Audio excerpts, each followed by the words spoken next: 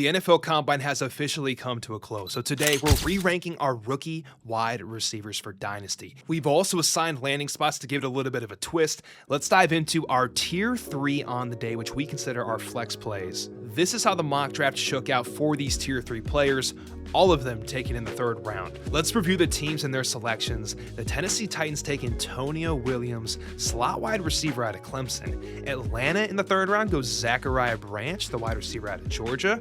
3rd, we got Carolina taking Chris Bell. Very interesting landing spot.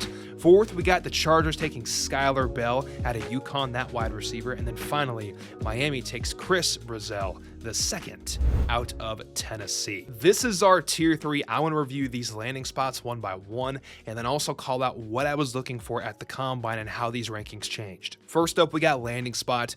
With the draft capital and landing spot included, if I had to rank how this shook out for these players, I think the spot in Tennessee, similar to how they were drafted, if you have Antonio Williams go to be Cam Ward's not one for the time being, but for the most part, for the next year at least, he's going to be the main target on that offense, I think. So Antonio Williams, also a slot wide receiver, I'd probably make that my number 1 ranking landing spot. For number 2, I'll go with Zachariah Branch and the Atlanta Falcons. 3, I'll go Chris Brazzell for the Miami Dolphins because I think he'll get early reps. And then I'd probably go Skylar Bell for the Chargers. And then to cap it off, interesting spot here for the Carolina Panthers taking Chris Bell in this mock. So these are our scenarios. When it comes to the NFL Combine, what was I looking for? In full transparency, there's stats I look for tight ends and for running backs. But when it comes to wide receivers, we find in history that we overvalue the Combine for wide receivers time in and time again. And I'm just not going to do it this year. I think there's a couple measurements you can take from the Combine when it comes to size and hand size. I think that's fairly important. But at the end of the day, all wide receivers are built in different shapes and sizes. In the Combine, truthfully, just really doesn't matter that much. So consider this just the updated rankings, Combine not having that much of an impact on it. But these are all wide receivers, pretty good landing spots, very interesting, especially for Tennessee right there with Antonio Williams. Let's go to tier number 2 and review where these players ended up. For tier number 2, this one is solid, a lot of upside in these picks. For landing spots, let's start in the 1st round to make our way to the 2nd round. In the 1st round, we got Cleveland taking KC Concepcion at pick number 24. At 26, the Buffalo Bills go Denzel Boston, finding their new alpha wide receiver 1. San Fran right behind him takes Omar Cooper Jr. That's a big time jump if he makes his way into the 1st round. This will make things very interesting for our rookie draft. Following that, in the 2nd round, we have the Raiders going Jeremy Bernard to help out, of course, Fernando Mendoza.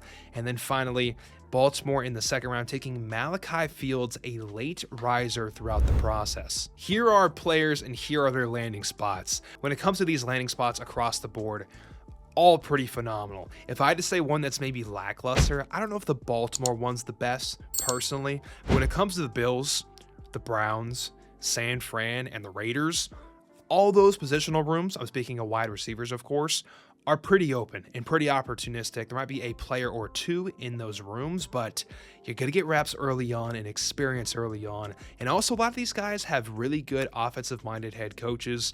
If I had to pick a favorite, I think Omar Cooper Jr. to San Francisco would be a lock, especially for early on production. He shows run-after catchability and big-time catchability in those contested situations. Him and Shanahan's offense would be something special in year 1. If the draft shook out like this with these wide receivers and these landing spots, this year's rookie draft would have so much more depth. So love these landing spots, love these players, and of course the Combine, we don't really care what they did, but these guys all have phenomenal tape, and if they land here, it's going to be a very fun rookie draft. Let's go to tier number 1, and if this happened, this is the dream scenario for our wide receivers. Let's dive into it though. Where did they land? Let's review the draft. We have in the 1st round, top 5 pick. The Giants take Carnell Tate at 105. At 108, New Orleans grabs Mekhi Lemon out of USC. And then finally, 109, Jordan Tyson off the board. So here is our tier 1. If we had 3 wide receivers go top 10 in the NFL draft, that is draft capital gravity like you haven't seen before. It would completely shake up this entire rookie draft. Pretty much, if you aren't aware, top 10 wide receivers are treated on the same plane as a first-round running back. It is a 75% hit rate, if not higher, when they're taken in that top 10 range. Let's walk through landing spots for each one of these, and they're all pretty spicy. For the Giants in New Orleans, you're not going to be the one, but you're going to get plenty of targets and be at least a phenomenal 2. Maybe you will be the one someday. For example, I don't know if Carnell Tate could be the one over Malik Neighbors, because Neighbors is the truth, but he would get a ton of volume in that offense, and I think it'd look pretty nice out there. And then for Mekhi Lemon, he will definitely get his touches. He might be the wide receiver 1 fantasy-wise for the team, just because in the slot, you're closer to the quarterback. It's easier to scheme things up. I think you'd get a ton of work, so I like this landing spot a lot. And you have to stay true. They'd have 2 safeties deep every time because Chris Olave can absolutely fly. But KC and Tyson, this is the stuff that keeps you up at night if you're an opposing team. If Tyson went to the KC Chiefs, assuming that all his medicals check out, which post-combine we're assuming they do if he goes this high, this would be pretty much a dream scenario. I think he'd be the locked-in 102. Maybe, if you're crazy, maybe you take him 101, but it's an argument. This is probably the best landing spot possible for him. It'd be so much fun on Andy Reid's offense.